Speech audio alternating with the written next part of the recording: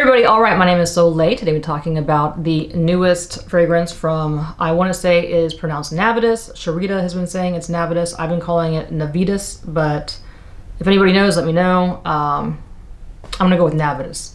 So the latest collab with Sharita and Navitus is Mahni Cassonade, and that is the bottle right there. Is she not cute? Now normally I'm just like, it's a regular bottle. They have two different bottles. They have like their small size or large size, but I guess the creator can like decide on how they want the bottle to look. I just love the fact that it is a champagne rose gold. That's why I have this headband on, my little crown, which is also champagne pinky gold to go with this. I love that it blends down to a clear bottle. I just think that this is, you know, this is nice looking. The fragrance. Let me just go over the notes really quick for those who don't know. Top notes are bergamot, vanilla ice cream, cashmere. Heart notes, brown sugar, toffee, and amberwood. Base notes, vanilla caviar, crystal musk, and Peruvian white amber. All right. When I say that I really like, it's not even about like just loving it because it smells good. It's also about the fact that I got a blind buy and I got it from Navitus. This was going to be, literally, this was my make or break. Like I said, if this doesn't come through for me, I'm never buying from this brand again. And not only did this come through, I mean, it fucking like ball knocked out of the park. Amazing. Amazing. When I first saw that she was coming out with her and Gabby Lowe's perfume in the same week, we're like, we're coming out with fragrances. And I was thinking to myself, like, of course you are. You know, because Navitus continuously is pushing, you know, out their fragrances. It gets kind of overwhelming when companies do that. Like makeup companies do that a lot, where they'll like push out eyeshadow palettes every month or something. It's like, calm down there, buddy. But with this, I looked at the notes when Sharita first announced it. She said it was going to be vanilla. I said, okay, I definitely like vanilla, but still I'm not too sure because of all the just barely likes with the other fragrances that I purchased. I looked at the notes, I saw vanilla and cashmere at the top, and I automatically thought of Victoria's Secret Bare Vanilla. And I was like, I love that fragrance. I wear it all the time. Then I was curious. I was like, I wonder how this compares to Vanilla 28. So I looked up the notes for Vanilla 28, and it shares 4 different notes with Vanilla 28. So I was thinking to myself, like, it's going to be a cross between, like a little hybrid. It has to be between like Bare Vanilla and Vanilla 28. And that's what it's giving me. I didn't know what amberwood was and what crystal musk was. So I looked them up. Amberwood, if I'm correct, it's more like a cedar or a vetiver. Crystal musk is a white musk. The next thing that I did after looking at the ingredients, when Sharita announced her perfumer, I was like, why is everybody choosing the same guy? Like, I don't understand. So I looked the guy up. Now Fragrantica, in case you didn't know, you can take a perfumer's name, put it in Fragrantica like you would a fragrance, and it will show you all the fragrances they ever created. This guy has created, I don't even know if I see his name, Bernard Duchefort. He's created over 300 fragrances. And the one that stood out to me was that he created Chocolate Queen. And that to me shows balance in the fact that he's made AI the Greatest fragrances on one side of the spectrum, and then Chocolate Queen is like completely different side of the spectrum. So I was like, okay, I'm gonna give this guy another chance. I was really afraid he was gonna overdo it with the musk because I felt that the AI the Greatest fragrances, they're pretty musky. I like them. I know that you got the AI the Great fans that are sitting there like, don't talk about her. It's not her. It's not her at all. It's the perfumer. It's what he created. And I felt that he put too much musk in those perfumes. This though, it's like he just perfectly added that musk. Musk is one of those fragrances that or notes, whatever, that I normally I can't stand animalic musk. I can't stand pungent musk. I cannot stand when I open up a bottle and the first thing that hits me is musk when it's supposed to smell like something completely, you know, different. Like Burberry's Her X-Color. Everyone's like, it smells like a strawberry smoothie. Like when I open up the cap, it smells like white musk. Like they overdid it with the musk to me. When musk is done right, it can create a beautiful, cozy, like layer. Like it just kind of like completely, it completes everything, and it like adds just a beautiful like warmth to a scent. This was done right, because when I first open this up, the first thing that hits me is vanilla. I get the musk, but the vanilla stands out the most, and the fact that it's not overpowering the vanilla makes me beyond happy. I love this. I compared it to Vanilla 28. I sprayed these two last night. I'll go ahead and spray them again on my wrists. They are different. They're not exactly the same at all.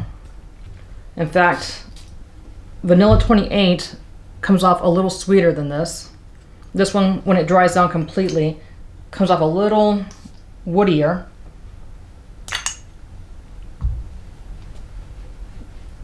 Trying to make sure I air them out.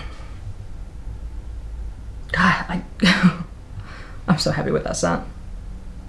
Yeah, it's so interesting when you put them together. Like Vanilla 28, like some of the notes that come up that I normally don't smell, I'm smelling. It actually makes me like Vanilla 28 even more. Like Vanilla 28 to me is a masterpiece. There are certain fragrances that I feel like are going to go down in like fragrance history as like one that like definitely stood out. All these people had to have it.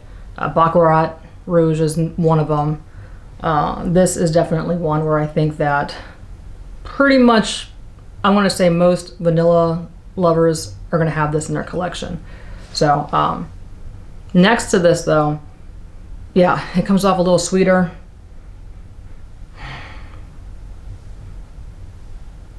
I don't want to say incensey, but there's something about it that like stands out that that isn't this, but they do share those 4 ingredients, so they are similar. Yeah, I love this. This is good. Do I think it's worth $300?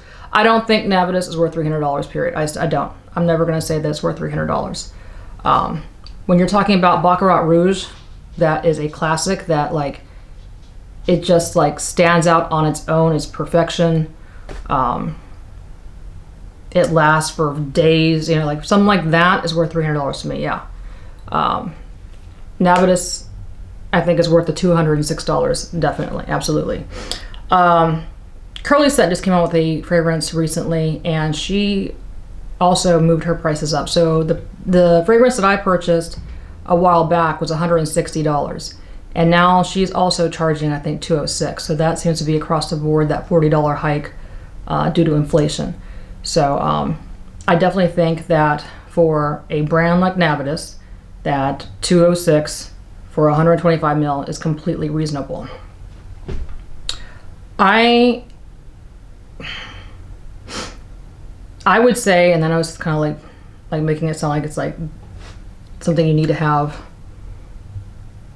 absolutely a backup of, but I would say if you have the funds, you might want to get a backup of this, because I've been spraying the shit out of myself with this. Like when people talk about overspraying, like spraying, I'm like, whoa there, calm down, like chill. Like people are gonna be annoyed when you walk into a room.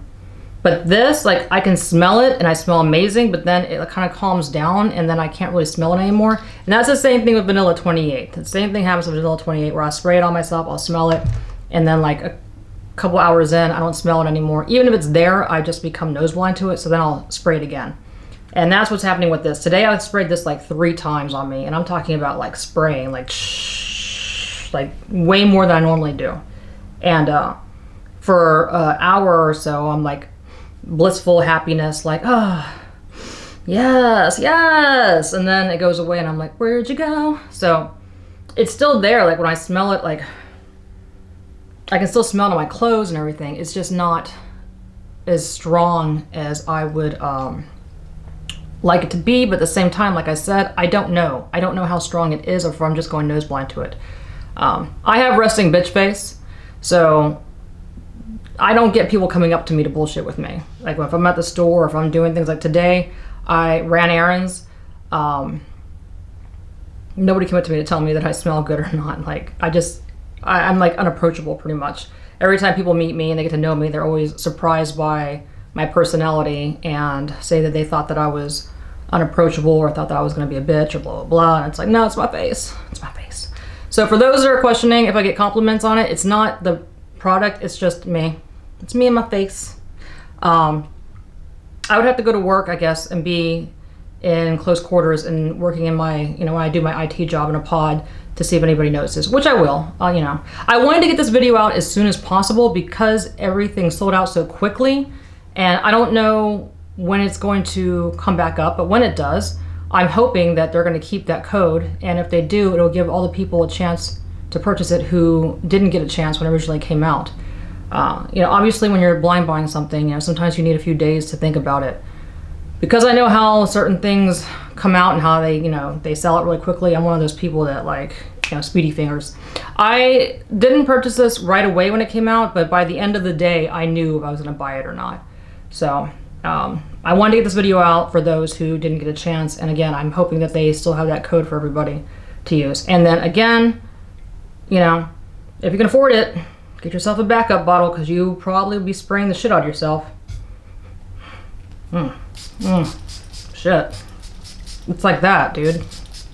Fuck. I just got on my lip. It doesn't taste good. Doesn't taste good. Ooh, but it smells good. Shit, it smells so good. I've never been that way with fragrances. I'm usually like 5 sprayer, like 1, 2, 3, 4, 5. But this makes me want to I want to be in its bubble. I want to become one with it. Like that's how much I like this. So I know I'm coming off psychotic about this, but I'm just really, really happy that it is on the level that it's at in my heart, because I definitely appreciate this. Also, the last fragrance that AI came out with, the Amorous Intense, people had particles in their bottles. I had some particles floating in my bottle. I reached out to Navitus, and they told me that if I wanted to return the bottle that I could, but not to worry about it, and they wanted the whole entire science of why the particles existed. When I googled particles, I didn't get anything positive, but for me it's not enough to sell or to give them the bottle back, because I do like the fragrance, so I just kept it. But reason why I'm bringing that up, I did the bottle test when I got this, because I was like, are there particles in this too? And there are not. So I'm going to assume, since the same perfumer made AI the Great's, point blank made both her fragrances, he probably is taking notes and decided not to go cray cray with all the products. What they say? He used super heavy oils or something that he went in pretty much, and that ended up creating those particles. They didn't specify what the particles exactly were, but for me, it's not a big deal. I know for a lot of people it is a big deal. But, we'll see. If more particles start to form in that bottle, then yeah, I'll have a problem with it. But right now, they're just so small that I'm just kind of like, yeah. But anywho, all right, I've been talking a lot. Do I like this product? Absolutely. I do. Like I said, we're twinning today. I wanted to have a rose gold moment with this.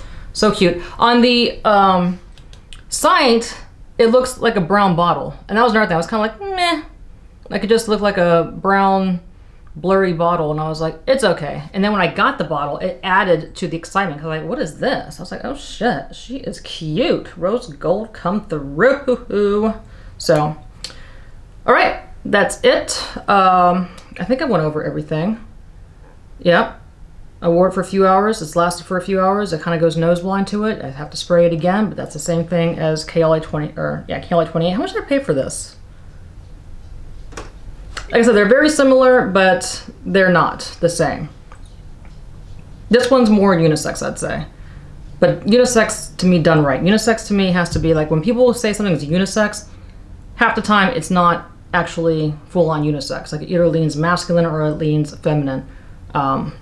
I said this in my last video. Angel Share to me is the perfect example of a perfectly made unisex fragrance, where it doesn't quite lean either way, but then it kind of does, so you can't really decide on which direction it goes in, which makes it flat in the middle, like unisex. I would say this is that, but it's also I feel like vanilla in general can be pretty unisex. There's not a whole lot of sweetness in this. I would say the wood kind of comes forward more. Last night I sprayed it on my arm, I took a shower, and then afterwards I could still smell the base notes, the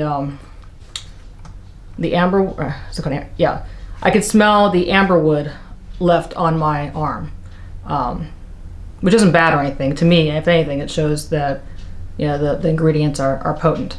But it does have more of a woodier, I would say, undertone to it, opposed to Vanilla 28. That just smells good. It's got more of a sweeter tone. But like I said, I think that if you are a vanilla collector, you definitely should add this to your collection. This is just a very sexy, good, it's not neutral, but unisex fragrance. And I'm definitely happy that I purchased this. So, all right, that is it. I hope you guys enjoyed my video. I'll be making more videos in the near future, and I'll see you guys next time.